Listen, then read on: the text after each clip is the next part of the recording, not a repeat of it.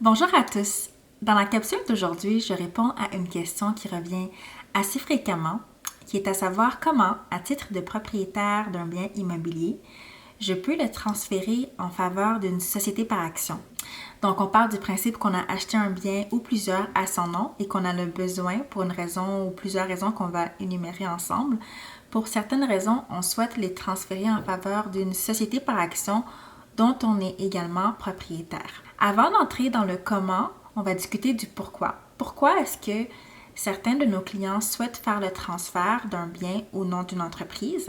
Une première raison, c'est le fait qu'ils ont accumulé un certain nombre de propriétés à leur nom et que leur ratio d'endettement fait en sorte que s'ils veulent poursuivre avec de futures acquisitions, ils ont besoin de se départir d'un ou plusieurs biens. Ne voulant pas forcément céder le bien à une tierce partie, ils vont donc considérer le transfert en faveur d'une société par action dont ils sont actionnaires, de sorte à se libérer et pouvoir poursuivre leurs acquisitions à leur nom. Ça, c'est dans un contexte où, visiblement, il est plus simple pour eux de continuer d'acquérir à leur nom plutôt que de créer une compagnie et d'acheter des futurs biens avec.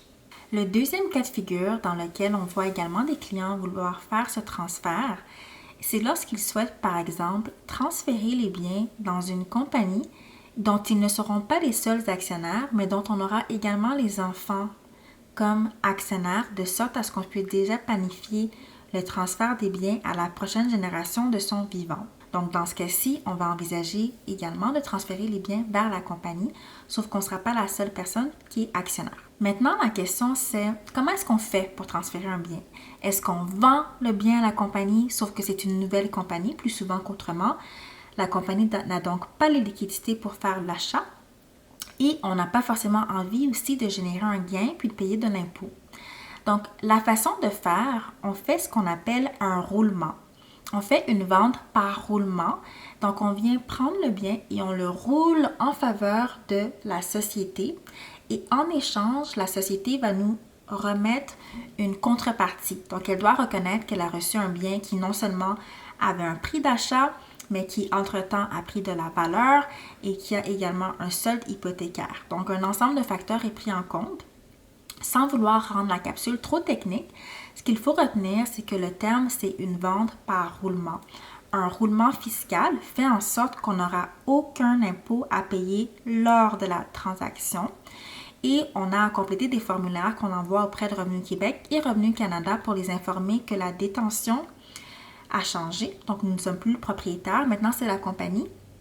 Toutefois, en contrepartie, j'ai reçu des actions, reconnaissance de dette, prise en charge de l'hypothèque. Donc, je n'ai pas reçu d'argent qui justifierait d'être imposé. Il faut également quand même aller au notaire. Donc, il s'agit vraiment d'un transfert de titre. Il y a une vente qui est effectuée. C'est simplement qu'elle n'a pas généré de revenus. Donc, on doit aller au notaire aussi. Et une autre question qui vient régulièrement, c'est OK, on peut éviter les impôts sur le coût.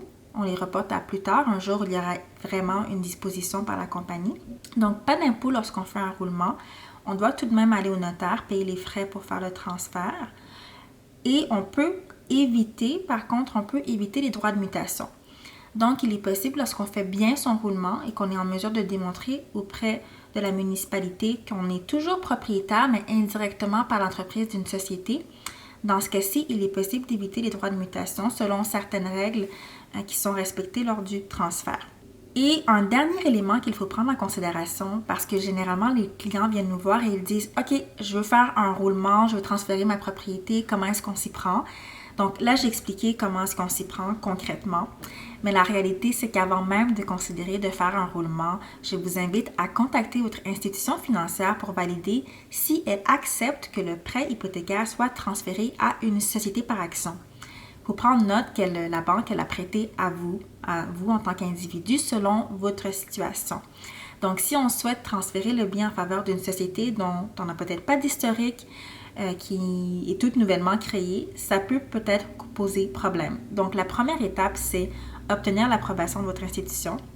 Et ensuite, on procède au roulement avec les étapes que j'ai mentionnées. Et parallèlement, on se retrouve ensuite chez le notaire pour clôturer la démarche de façon officielle.